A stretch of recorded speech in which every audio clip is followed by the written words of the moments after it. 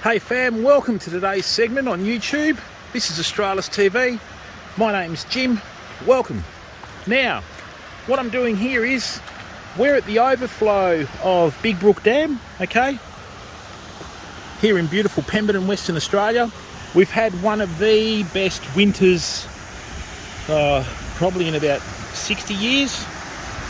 From what I hear around the traps and what you read and watch in the social media. So what I thought I'd do is just come down here. So, as you can see, this is the overflow to Big Brook. It's still not really that high, to be honest, because in the old days here, the overflow was, a foot or two higher. But irrespective of that, we have got a lot of water in Big Brook Dam, which feeds into the Big Brook, which further down, I don't remember which one it hits. Is it the Brook? I don't know. But either way, you can't fish this in the off-season, alright, but it still doesn't hurt to come down and have a look and realise what we have here in Western Australia, okay? So now what we'll do is, we'll head up to the top of the dam. We're going to spend a bit of time at Big Brook this year, okay?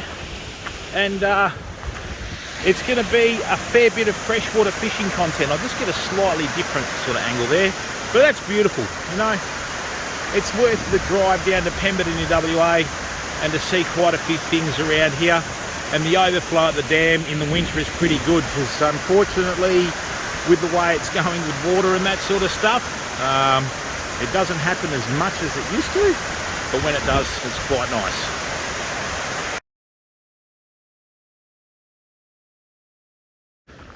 Okay fam, now a little bit of a safety tip.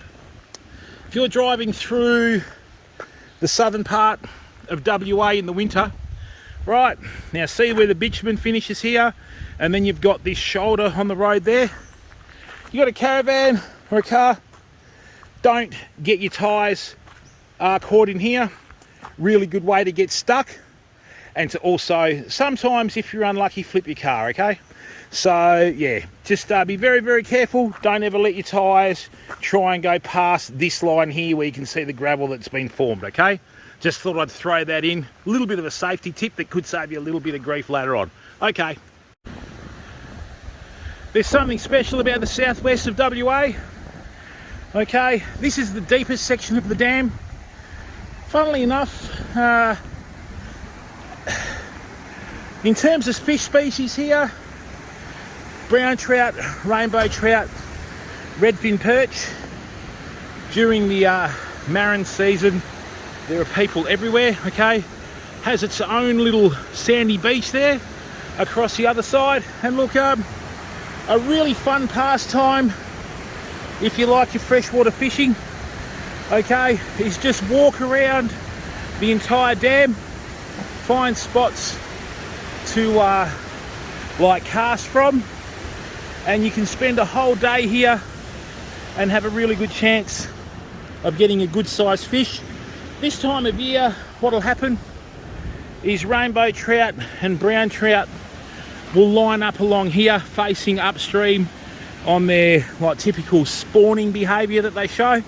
Leave them alone, just wait till they're ready to sort of go back into the main part of the dam in the spring. But this spot here is actually quite good, okay? Early morning, early afternoon, alrighty, you will get a lot of really good fish. In the summer, the water drops right down about another 8 to 10 feet, so you'll be standing on those rocks down the bottom, even though, this is the deepest part of the dam. There's a little weed bed just out here. You can fish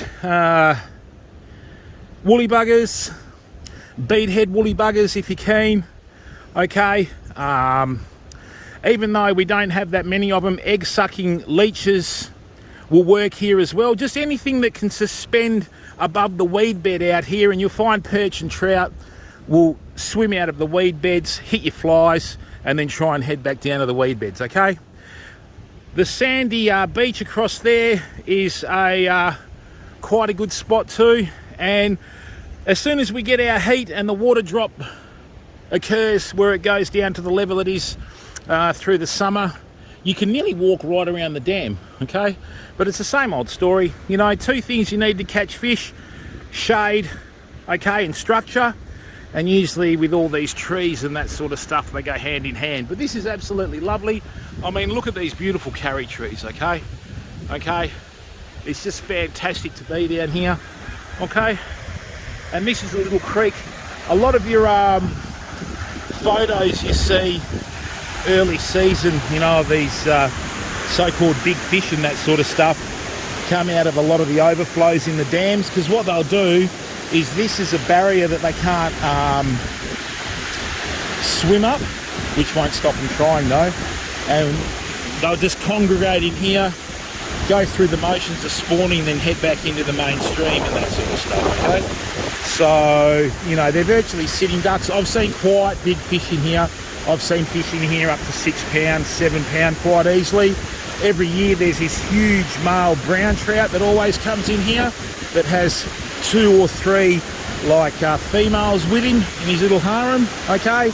And I mean, they've seen absolutely every single lure and fly that has been thrown at fish in here, so you've got to be pretty good to get a hook to stick in one, right? So look people, I just thought I'd come down and show you what to expect for the upcoming season. It still is pretty wet. I'm sort of in between a hail shower at the moment because it's been raining all morning here in Pemberton, WA. So stay tuned, and I'm thinking hopefully by about the end of August we'll be able to come down here. You can fish the main streams all year round, okay, but you can't fish the tributaries from memory, but I don't know whether that's changed. You'll have to check that out, okay? All right, stay safe, stay well, be the best person you can be every day.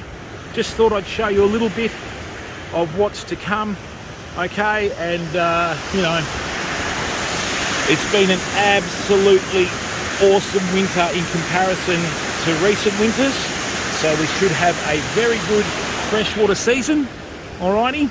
And look forward to lots and lots of instructional videos on how to fish in freshwater. I'm going to show you how to do rigs, make lures, flies, etc, etc, and that'll all be coming up soon. See ya.